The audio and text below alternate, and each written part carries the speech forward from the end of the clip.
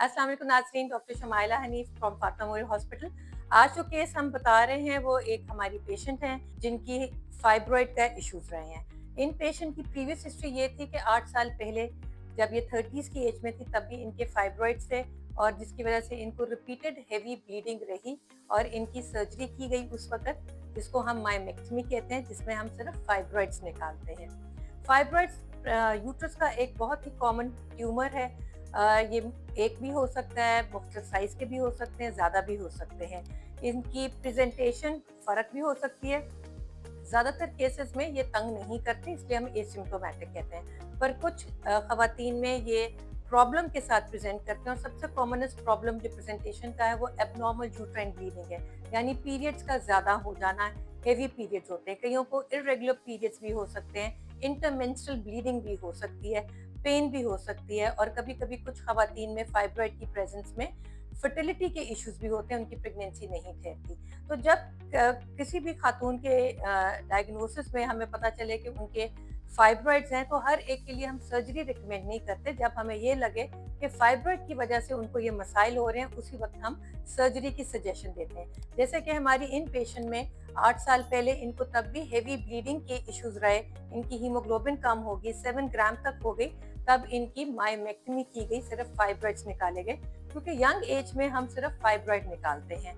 पर फाइब्रॉइड एक recurrent tumour है। ऑलमोस्ट 30 टू 50% केसेस में अगर जिनकी एक दफ़ा फाइब्रॉइड की सर्जरी हो जाए, फाइब्रॉइड निकाल दिए जाएं, अगले कुछ सालों में ये फाइब्रॉइड दोबारा बन जाते हैं। इनके साथ भी बिल्कुल ऐसे हुआ और अब 8 साल के बाद इनको जब दोबारा फाइब्रॉइड बने, फिर भी इनको प्रॉब्लम ब्लीडिंग का शुरू हुआ। ऑल्दो फाइब्रॉइड का साइज इतना बड़ा नहीं था, अल्ट्रासाउंड पे वो 3.5 इंटू 3 सेंटीमीटर, बट जहाँ लोकेशन ऑफ फाइब्रॉइड भी उतनी ही इम्पोर्टेंट है। कईयों के फाइब्रॉइड्स यूट्रस की बाहर की तरफ होता है, जिसको हम सबसेरोजल फाइब्रॉइड कहते हैं। यूजुअली ये फाइब्रॉइड्स इतना प्रॉब्लम नहीं करते, पर वो फाइब्रॉइड जो यूट्रस की दीवार के अंदर हो या यूट्रस की इनर सरफेस की तरफ प्रेजेंट कर रहे हो, जिनको हम सब म्यूकोजल फाइब्रॉइड कहते हैं, ये सबसे ज्यादा पीरियड एब्नॉर्मेलिटीज और इरेगुलर स्पॉटिंग के साथ प्रेजेंट करते हैं। इनके साथ भी यही था।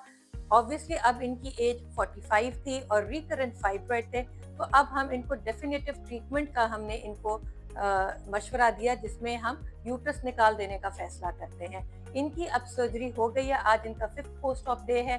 इनकी हिस्टेक्टमी हो गई है। ऑब्वियसली 45 ईयर्स कंपैरेटिवली एक यंगर एज ग्रुप है। इस एज में अगर हम यूट्रस निकालने की सर्जरी करें तो इसके साथ हम ओवरीज नहीं निकालते। ओवरीज एक अलग औरत का ऑर्गन है जिसका मकसद हार्मोन बनाना है, पेशेंट को यंग रखना है।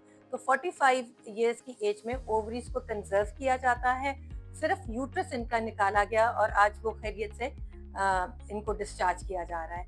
तो मिस नादिया, आप अपना एक्सपीरियंस बताएं इधर सर्जरी का, और अब आप ठीक है, कोई प्रॉब्लम तो नहीं आपको? अल्हम्दुलिल्लाह, it's like a miracle for me. अच्छा। मैं बहुत ग्रेटफुल हूँ Fatima Memorial hospital unit 3, professor Shumaila, doctor Fauzia और तमाम यूनिट के भी डॉक्टर्स, हाँ। डॉक्टर सादिया, एवरीवन, सबने, पूरे अमले ने बहुत अच्छी हाँ। तरह से ट्रीट किया और अल्हम्दुलिल्लाह मैं यहाँ से आज शफायाब होके आज जा रही नहीं, हूँ। हम भी बहुत खुश हैं कि तो आप खैरियत से, आपकी इस वक्त सर्जरी और अब हर चीज ठीक हो गई, सर्जरी भी खैरियत से, अब हम आपको डिस्चार्ज कर रहे हैं। मैं सिर्फ ये तमाम फीमेल से मैं भी कहूँगी हाँ, कि जब इस तरह से हेवी ब्लीडिंग होती है तो फौरन गायनेकोलॉजिस्ट के पास जाके और बिल्कुल। अपना प्लान लेना चाहिए, इसमें डिले नहीं करना चाहिए, क्योंकि जब डिले हो जाता है तो कॉम्प्लिकेशंस ये आप सही कह रहे हैं। हमारे बहुत कई खवातीन हैं, मुख्तलिफ रीजंस की वजह से या घर में रिश्तेदारों के और सुनी सुनाई बातों के ऊपर भी बहुत डिपेंड करते हैं, और उनकी जो ट्रीटमेंट टाइमली नहीं होती और डिले हो जाती है। कई दफ़ा जब हम सर्जरीज भी एडवाइस करते हैं, उनसे भी अक्सर पेशेंट घबरा जाते हैं। पर सर्जरी भी हम उन्हीं को एडवाइस करते हैं जहाँ क्लियर इंडिकेशन है।